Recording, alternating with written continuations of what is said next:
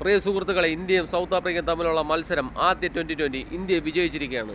പക്ഷേ നഷ്ടം ഗില്ലിന് മാത്രം. 200 സ്ട്രൈക്ക് റേറ്റിൽ ബാറ്റ് വീശി അദ്ദേഹത്തിന് സെഞ്ചുറി കടക്കാനായില്ല. 96 റൺസ് അകലെയാണ് ഗില്ല് പുറത്തായത്. സഞ്ജുവിന് വേണ്ടി ഓപ്പണിംഗ് സ്ഥാനം മാറ്റി കൊടുത്തതാണ് ഗില്ലിന്. സഞ്ജുവിനെ ഒഴിഞ്ഞിട്ട് ഗില്ലിനാക്കിയതാണ്. അത്ര ഇമ്പോർട്ടൻ്റ് പ്ലെയറാണ്. സഞ്ജു 3 സെഞ്ചുറി എടുത്തുള്ളൂ. പക്ഷേ ഇന്നത്തെ കളിയിൽ 96 റൺസ് അകലെയാണ് നമ്മുടെ ഗില്ലിൻ്റെ സെഞ്ചുറി പാഴായത്. പല കളിയിലും അങ്ങനെയാണ് സംഭവിച്ചുകൊണ്ടിരിക്കുന്നത്. സർക്കിളിൻ്റെ അകത്ത് ക്യാച്ച് കൊടുക്കുക എന്നുള്ളതാണ് ഗില്ലിൻ്റെ പ്രത്യേക കഴിവ്. കഴിവുള്ള ടാലൻ്റാണ്. ഇന്ത്യൻ വൈസ് ക്യാപ്റ്റൻ ആവാനും 2020 അടുത്ത ക്യാപ്റ്റൻ ആവാനും അടുത്ത വേൾഡ് കപ്പ് നേടിക്കൊടുക്കാനും അതിൻ്റെ അടുത്ത് ഒരു 5 കണ്ടിന്യൂ വേൾഡ് കപ്പ് നേടിക്കൊടുക്കാനും കഴിവുള്ള ഒരു പ്ലെയറാണ് ശുഭ്മാൻ ഗില്ല്. നിങ്ങൾക്ക് തീരുമാനിക്കാം.